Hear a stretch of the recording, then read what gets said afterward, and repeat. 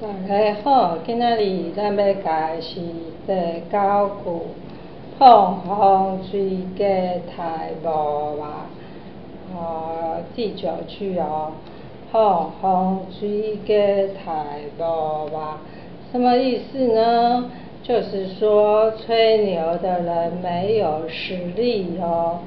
好，水家是啥物嘞？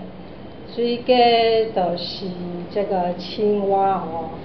那我们有时候水家有人是讲戏卡，都是说青蛙的意思啊哈。那碰风的意思就是吹牛啦哈。那因为他吹牛啊，所以太无嘛，太特爱太是杀的意思啊哈。杀鸡杀鸭哦，太水家啊哈。好，这个太无吧，其实呢，这个看起来好像这个很大一只啊，结果啊，杀掉的时候呢，只有小小一只啊哈，所以是指说我们吹牛的人没有实力的意思哦。好，这句咱再来讲一遍，碰风水家太无嘛。碰风水家太无嘛，大家也跟着说一次哦。碰风水家太无嘛，这个是第9句我们今天教的句子。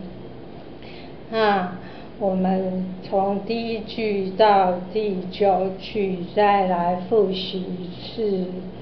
来，大家为第1句开始念。阿公带某家步，趁钱有数，性命爱顾。歪嘴家搁想要食好米，家己甲狗不如家己走。翘脚练喙手，时到时担当。无米食煮番薯汤，大兄坐无正歪鼓，一人一家带，公妈随人猜，碰风水家太无嘛。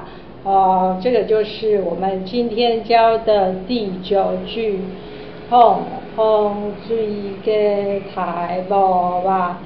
是什么意思呢？来看一下什么意思？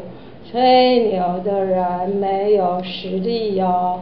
好，今仔日咱的谜语10句就教到这哦。